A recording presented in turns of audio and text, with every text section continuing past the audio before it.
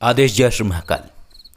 कुंज बिहारी शर्मा, जन्म 1905, मौत 1990। ये कहानी है कुंज बिहारी शर्मा की।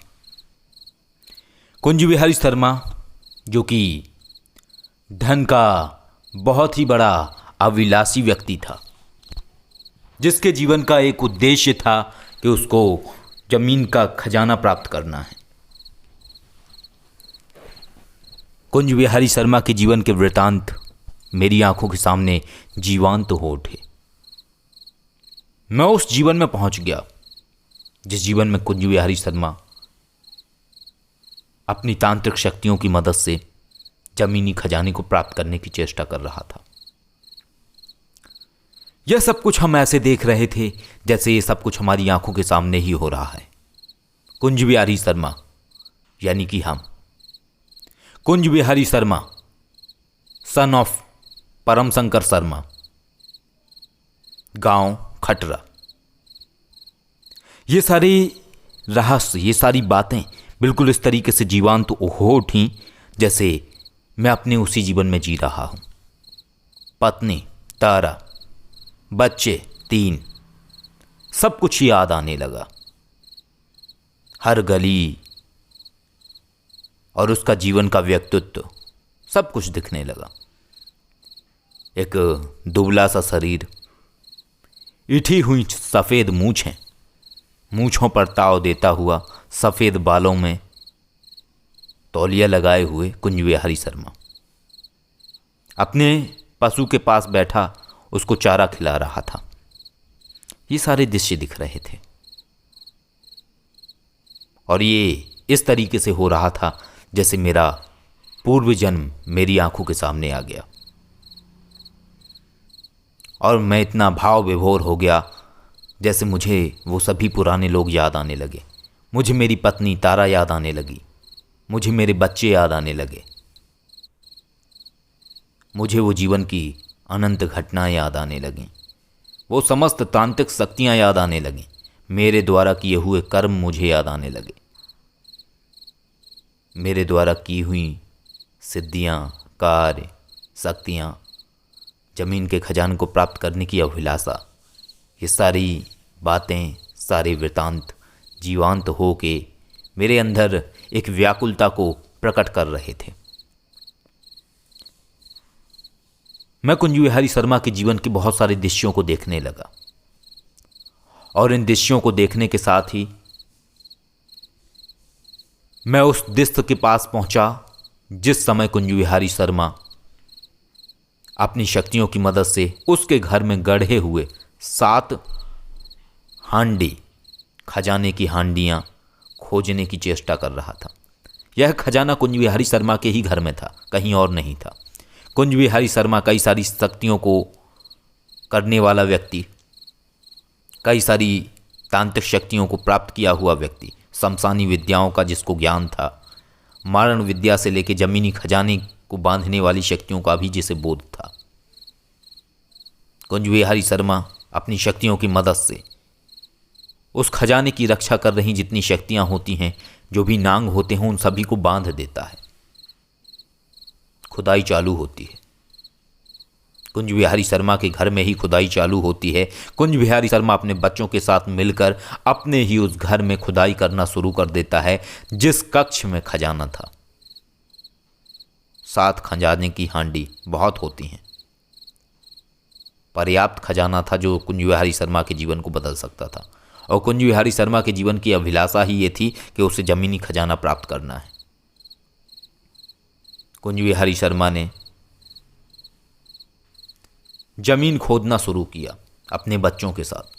खोदता गया और एक हांडी निकली, उसमें से एक घड़ा निकला। उसके ऊपर ढक्कन ढका हुआ था। जैसे ही उसने हटाया, उसके अंदर सिक्के थे, सोने के सिक्के थे, कुछ गहने थे, इस तरीके के थे। बाहर निकाल लिया। उसकी तृष्णा इतनी अधिक थी कि वो एक में तृप्त नहीं हो रहा था, उसे बाकी के 6 भी चाहिए थे। एक को प्राप्त करने के बाद कुंज बिहारी शर्मा लग गया। अपने बच्चों से बोला, जोर जोर से खोदना शुरू करो, अभी कार्य पूरा बाकी है, अभी सारे निकाल ले हैं। शक्तियों को बांधा हुआ है और जितनी जल्दी हो सके इस कार्य को पूर्ण करो। कार्य करना प्रारंभ कर देते हैं, बहुत जोरों से कार्य होना शुरू हो जाता है। तभी दूसरा घड़ा निकलता है, दूसरी हांडी निकलती है खजाने की, फिर तीसरा, फिर चौथा, ऐसे करके पूरे सातों के सातों घड़े बाहर निकाल लिए जाते हैं। कुंज विहारी शर्मा की खुशी का ठिकाना ना रहा, और खुशी कब अहंकार में बदल गई इसका भी कुंज विहारी शर्मा को होश न रहा। कुंज विहारी शर्मा अपने आप को बहुत बड़ा तांत्रिक समझने लगा। कुंज विहारी शर्मा को ऐसा आभास होने लगा कि कुंज विहारी शर्मा वो सब कुछ कर सकता है, वो सारी चीज़ें कर सकता है जो कोई अन्य नहीं कर सकता है। क्यों? क्योंकि कुंज विहारी शर्मा की ये सफलता थी। कुंज विहारी शर्मा ने वाकई में उस चीज़ को प्राप्त कर लिया था, जमीनी खजाने को प्राप्त कर लिया था। कुंज विहारी शर्मा अपने जीवन में और भी बहुत सारी विद्याओं को जानता था। कुंज विहारी शर्मा मारण विद्या को भी जानता था। कुंज विहारी शर्मा ने अपने जीवन में एक नहीं, कम से कम 4 और 5 लोगों को मारण विद्या के माध्यम से मृत्यु तक के द्वार भेजा था। और इसकी एक अलग कहानी है। आप लोग जानना चाहेंगे तो जरूर हम आपको कुंज विहारी शर्मा के उस वृतांत को भी आपको जरूर बताएंगे कि क्यों कुंज विहारी शर्मा ने उन 5 लोगों को मृत्यु के द्वार तक भेजा, उन मारण विद्याओं का प्रयोग करके, जो कि विद्याएं पूर्णतया निषेध हैं या जिनका प्रयोग नहीं किया जाता है। कुंज विहारी शर्मा बुजुर्ग अवस्था में भी बिल्कुल इस तरीके से लगता था जैसे उसके अंदर खून में बड़ा जोश है। सफ़ेद मूंछें, सफ़ेद बिल्कुल बाल, सुडौल सा शरीर, सांवला सा बदन, ये कुंज विहारी शर्मा का व्यक्तित्व था। लेकिन पूजा पाठ में लगा रहने वाला जीवन था, शमशान में जाके करने वाली क्रियाएं, और जितने भी वो कर्म करता था वो अकेले ही करता था। और ऐसा प्रतीत होता था कि कुंज विहारी शर्मा का किसी से कोई ताल्लुकात नहीं है, कुंज विहारी शर्मा का कोई शिष्य नहीं है। कुंज विहारी शर्मा ना किसी को सिखाता है, ना ही कुंज विहारी शर्मा के जीवन के बारे में किसी को पता है। और कुंज विहारी शर्मा के विषय में बहुत सारी बातें। घड़ा निकाल लिए कुंज विहारी शर्मा ने। कुंज विहारी शर्मा उस रात बड़े चैन की, सुकून की नींद सोया। बड़ा आनंद आया। तरह तरह के ख्वाब के ताने बाने बुनने शुरू कर दिए कुंज विहारी शर्मा ने, क्योंकि इतनी आसानी से जमीनी खजाने को प्राप्त करना सहज नहीं है। लेकिन फिर भी उसने कर लिया, बिना किसी की मदद के करा, खुद ही करा। उसने किसी बाबा को या तांत्रिक को नहीं बुलाया। वो अपने आप में परिपूर्ण था, अपनी विद्या में पूर्ण जानकार था। जो वो जानता था उसने उस चीज़ को कर दिया। लेकिन कहते हैं अहंकार किसी का नहीं रहता है, और जब व्यक्ति अहंकार में चूर हो जाता है, अहंकार में समाहित हो जाता है, तो अहंकार इंसान का टूटता ही है। और अगले दिन ये होता है कुंज विहारी शर्मा से कि कुंज विहारी शर्मा ने बांधा तो था, लेकिन उनमें से कोई एक शक्ति रह जाती है, और अगले दिन कुंज विहारी शर्मा को सांप काटता है। कुंज विहारी शर्मा की मौत हो जाती है। कुंज विहारी शर्मा को कोई नहीं बचा पाता है। कुंज विहारी शर्मा की मौत हो जाती है। कुंज विहारी शर्मा मर गया। अब मैं देख रहा था, कुंज विहारी शर्मा को अर्थी के ऊपर लिटाया गया, कफन से ढक दिया गया। कुंज विहारी शर्मा के जीवन की लीला खत्म हो चुकी थी। कुंज विहारी शर्मा मर चुका था। हासिल क्या किया कुंज विहारी शर्मा ने? सारा खजाना उनके बच्चों के पास रहा। इतनी विद्या को जानने के बाद भी कुंज विहारी शर्मा चूक गया। हर चीज उसने कर ली, प्राप्त भी कर लिया, लेकिन उसका सुख नहीं भोग पाया। उसने उस चीज को प्राप्त तो किया, लेकिन उससे वो जो करना चाहता था वो नहीं कर पाया। क्यों? क्योंकि अपने प्रारब्ध को कोई नहीं बदल सकता है। और ये शायद प्रारब्ध ही था कुंज विहारी शर्मा का, कि कुंज विहारी शर्मा ने ये किया, और करने के बाद कुंज विहारी शर्मा की मौत का कारण भी यही बना। और इसके बाद कुंज विहारी शर्मा एक लंबे काल तक अज्ञात में गया। उसके बाद मुझे कुछ भी पता नहीं है कि क्या हुआ। एक लंबा अंतराल था, एक अंधकार था जहाँ कुंज विहारी की आत्मा भटकती रही, या यूं कहें कि उस अंधकार में समाहित हो गई। उसका कोई डाटा नहीं मिला।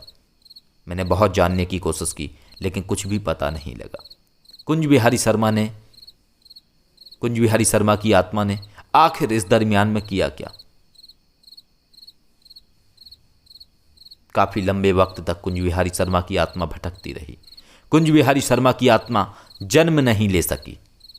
शायद इसका कारण ये रहा होगा, सर्पदंश शक्तियों के द्वारा, इसके साथ साथ मारण विद्या का प्रयोग, और यही सारी चीजें थीं जिसने कुंज विहारी शर्मा की आत्मा को फंसा दिया। एक ऐसे अज्ञातवास में फंसा दिया जहां पे सिर्फ अंधकार था, कोई प्रकाश नहीं था, कोई हलचल नहीं थी, एक शून्यता थी। ऐसा था कि सिर्फ अंधकार में है कुंज विहारी शर्मा की आत्मा। कहाँ है कोई पता नहीं। इस तरीके से कुंज विहारी शर्मा ने खजाना तो प्राप्त कर लिया लेकिन खजाने का सुख नहीं भोग पाया। और आज इस जीवन में कुंज विहारी शर्मा पैदा हो चुका था और अपने उस पिछले जीवन के वृतांत को देख रहा था, और देखते देखते उसकी आंखों से तर तर तर तर तर तर आंसू बहते जा रहे थे। उसके अंदर यही विचार आया, जीवन तो छूट गया लेकिन खजाने को खोजने की अभिलाषा उसकी आज भी बाकी रही। जिस खजाने ने उसकी जिंदगी को छीन लिया, कुंज विहारी शर्मा की, लेकिन वो खजाना उसकी स्मृतियों में रहा और कुंज विहारी शर्मा पैदा भी हो चुका। कुंज विहारी शर्मा बादशाह के रूप में पैदा हो गया, लेकिन वासा के अंदर भी खजाने को खोजने की प्रबल इच्छा शेष रह गई। लेकिन अब धीरे धीरे वासा के अंदर एक वैराग्य जागने लगा। वासा के अंदर ये विचार उठने लगे कि कुंज विहारी शर्मा ही नहीं रहा। जब प्राप्त करने के बाद भी कुंज विहारी शर्मा मर गया तो ऐसे खजाने का करेंगे क्या? ये खजाना सिर्फ एक प्रारब्ध है जो इंसान को उसकी मौत तक भेजता है। और इसके बाद बहुत कुछ सत्य समझ में आने लगा और वासा की यात्रा शुरू हो गई। विश्वनाथ अघोरी तक बनने की यात्रा शुरू हो गई। उसके जीवन में कई सारे पड़ाव आए। क्यों? क्योंकि अब वासा अपने कुंज विहारी शर्मा के जीवन को भी देख चुका था और आगे बढ़ते बढ़ते उसने कुंज विहारी शर्मा से पहले के जीवन को भी देखा, जब वो श्याम सुंदर यादव था। उसके आगे भी उसने अपने कई जीवन को देखा, जिसमें से एक जीवन में वो विशंभरनाथ अघोरी था। विशंभरनाथ अघोरी उर्फ तुकाराम गौतम। इस तरीके से न जाने कितने सारे जीवन उसने जिए और वो लगातार अपने उन जीवनों की यात्रा करने लगा। लेकिन उसने एक और बात पाई इसमें, तो उससे जो आज लोग जुड़े वो सभी लोग उसके पिछले कई जीवन में उससे जुड़े रहे। फिर चाहे वो शास्त्री जी हों, चाहे वो शिवकेशी जी हों, चाहे वो दृष्टि दिव्या हों, चाहे वो विश्वनाथ के गुरु पंडित जयप्रकाश गौतम हो। ये अनंत जीवन की यात्रा थी और ये अनंत जीवन की यात्रा इस जीवन में उसको बोध कराने के लिए आई थी। यहाँ तक कि विश्वनाथ अघोरी के जो पिताजी हैं वो भी उसके इसी जीवन का हिस्सा थे। वो भी उसके कई जीवन की यात्राओं का हिस्सा थे। और ये सब कुछ ऐसे हो रहा था जैसे सब कुछ एक सोची समझी पूरी प्लानिंग है। ये प्लानिंग कोई इंसान की नहीं थी, ये प्लानिंग थी उस परम शक्ति की जो बार बार कुंज विहारी शर्मा, श्याम सुंदर यादव, विशंभरनाथ अघोरी, विश्वनाथ अघोरी 11 जन्म पहले और इसके ना जाने कितने सारे जीवन के रहस्यों को अनावृत करने लगा। एक और जीवन, क्रूर शासक का जीवन, क्रूर राजा का जीवन, एक और जीवन, चोर का जीवन, न जाने कितने सारे जीवन को हमने देख लिया। अब वैराग्य की प्रबल इच्छा बढ़ती चली जा रही थी और यही प्रबल इच्छा बढ़ते बढ़ते वासा को विश्वनाथ अघोरी बना देती है। और इसमें एक महत्वपूर्ण जो भूमिका थी वो शिवकेशी जी की थी। पिछले कई जीवन में वो उनके साथ थी।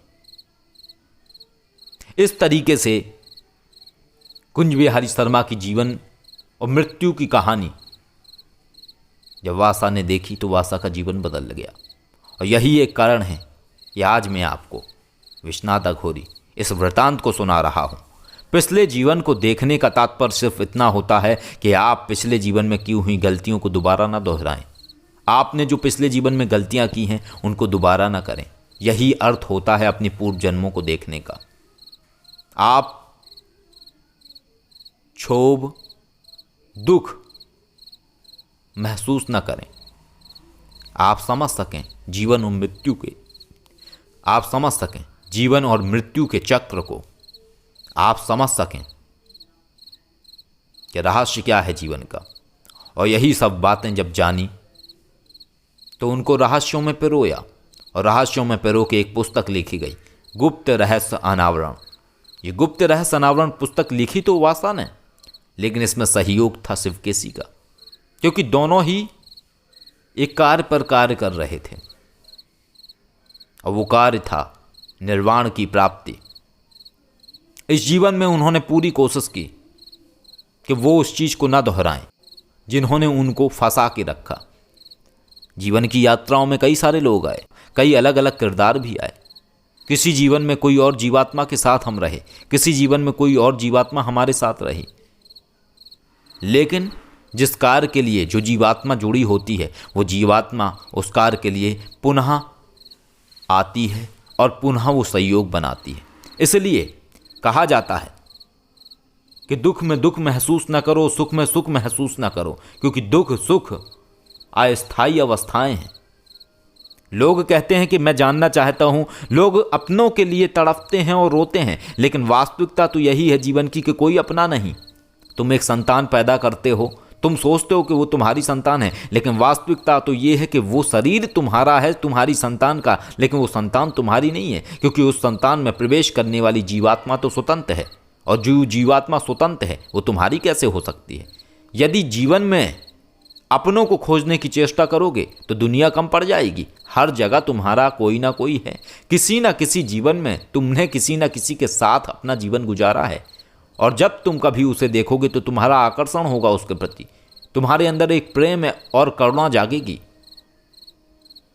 यदि दुनिया को देखोगे तो सब तुम्हारे हैं, और जब तुम सत्य को देखोगे तो कोई तुम्हारा नहीं है, तुम अकेले ही थे, सदैव से अकेले थे।